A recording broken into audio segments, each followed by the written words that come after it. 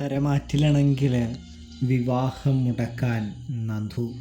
അങ്ങനെ അമ്മയുടെ അടുത്താണെങ്കിൽ നന്ദു പറയുകയാണ്, അമ്മേ, ആ ആ നവീനേട്ടൻ്റെ അമ്മ നവീനേട്ടൻ്റെ പ്രഷറ് താങ്ങാൻ വയ്യാതെ സഹിക്കാൻ വയ്യാതെ ചിലപ്പോൾ തന്നെ ആലോചിച്ചതായിരിക്കും എന്ന് പറയുമ്പോൾ, എന്തായാലും വേണ്ടില്ല മോളെ, നവീൻ്റെ അമ്മ നിന്നെയും സ്നേഹിച്ചോളും, നീ ഇനിയിപ്പോൾ പ്രത്യേകിച്ച് കാരണങ്ങളൊന്നും കണ്ടെത്താൻ നിൽക്കേണ്ട ആവശ്യകതയോ കാര്യങ്ങളോ ഒന്നും തന്നെ ഇല്ല എന്ന് പറയുന്നത് കാണാനായിട്ട് സാധിക്കുന്നുണ്ട് പ്രേക്ഷകരെ, പ്രിയ കൂട്ടുകാരെ.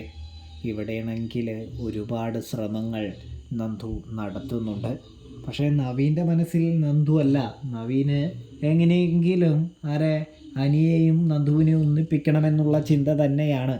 പക്ഷേണെങ്കിൽ അത് ഇവർക്ക് മനസ്സിലാവുന്നത് കൊണ്ട് തന്നെ ഇവർ ഒരുപാട് ശ്രമങ്ങൾ നടത്തുന്നുണ്ട് വിവാഹ നിശ്ചയവും വിവാഹമൊക്കെ മുടക്കാനായിട്ട് കേട്ടോ.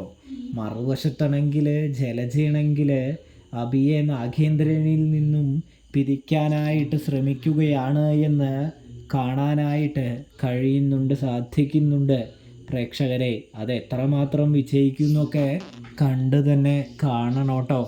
അപ്പോൾ റിവ്യൂ ഇഷ്ടപ്പെട്ടാൽ സബ്സ്ക്രൈബ് ചെയ്യാനായിട്ട് മറക്കല്ലേ.